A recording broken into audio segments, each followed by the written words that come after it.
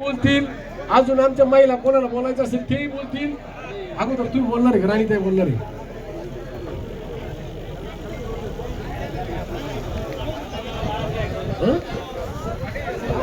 हे पहा, एक आता आपल्या एक बुलंद आवाज दक्षिणेमध्ये ज्यांनी म्हणजे आवाजच केला कोणत्याही भागात गेलं तर त्यांचे फॅन आहेत. म्हणजे आम्ही पुढे असून सुद्धा आम्ही फॅन झालो. आमचा सुद्धा क्लास घ्या जरा आता.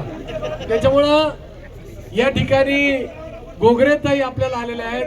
आपल्या आंदोलनाचा पाठिंबा आहेच त्यांचा.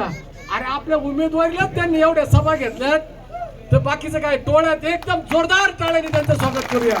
आदरणीय गोगरेताई.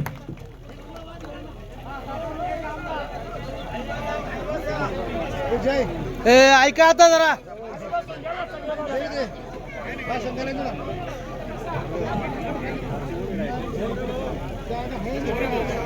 काय म्हणतो.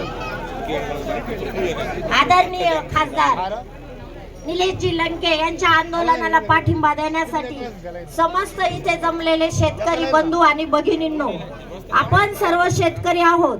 आपल्या मालाला मोल मिळण्यासाठी आपण सर्वजण इथे आलेला आहात.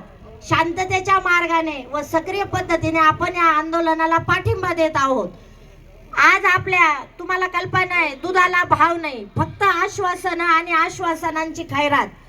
आज शेतकऱ्याला 20 ते 22 रुपये 25 रुपयापर्यंत भाव मिळतो व शेतीमालाचे भाव खूप वाढलेले. म्हणजे सरकी पेंड असेल, व्हेटरनरी खर्च असेल, हा शेतकऱ्याला परवडत नाही. तरी आपण दूध धंदा करतो. आपण दूध धंदा का करतो? कारण आपण हंगामी पिके घेतो. म्हणजे ऊस असेल, ज्वारी, बाजरी हे खरीपाची पिके असतील.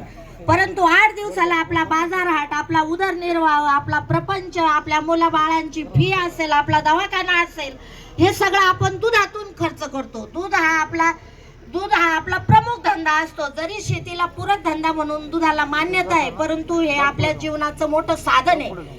जशा प्रकारे नोकरीदाराला महिन्याला पगार होतो, कामगाराला आठवड्याला पगार होतो, तसं आपलं दुधाचा आपला व्यवसाय असतो. आणि ह्या व्यवसायाकडं पूर्णतः म्हणजे वर्षापासून दुर्लक्ष चालू आहे.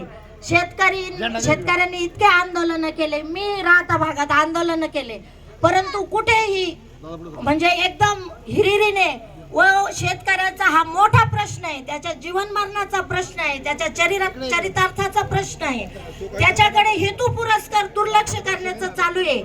आणि जे खासदार आमदार आहेत ते शेतकरी कुटुंबातूनच गेलेले, यांचा त्यांना विसर पडलेला आहे. म्हणजे पालकमंत्री असतील नगर जिल्ह्याचे, त्यांचे सुरुवातीचा त्यांचा 7-12 पहा, त्यांचे आजा पंजा काय करीत होते, ते शेतकरीच होते. परंतु आता त्यांना विसर पडलेला आहे. आपण सर्वांनी इतके आंदोलन केले, आपला इतका त्रागा झालाय, तरी शेतीमालाचा भाव वाढून मिळत नाही. कांद्याचा भाव कधी 2 रुपये तर कधी 20 रुपये, म्हणजे शाश्वत नसतो. सोयाबीनचा भाव असेल मागील 2 वर्ष 8 ते 9 हजार तर आता 4,000. सगळ्या बाबतीत शेतकऱ्याला दुय्यम ठरवलं जाते. आणि बाकीच्या सगळ्या क्षेत्रात तुम्हाला मी सांगते, सगळ्या क्षेत्रात बक्षिसांची, पेन्शनची, सगळ्या नोकरीवाल्यांची इतकी खैरात आहे. बाकीकडे मुख्यमंत्र्यांची इतकी वाटप चालू आहे, जसं काय महाराष्ट्राची तिजोरी त्यांच्याच ताब्यात दिलेली आहे. 2-3 महिन्यासाठी हे सगळे भूलभुलैया, खोटे नाटे आश्वासन चालू आहे. खूप मला आनंद वाटला. लाडकी बहीण योजनेचा लाभ माझ्या भगिनींना, मातांना, सगळ्यांना हो, आमचाही त्याला पाठिंबा आहे. परंतु मला मुख्यमंत्री साहेबांना सांगणे, लाडक्या बहिणीपेक्षा लाडकी अर्धांगी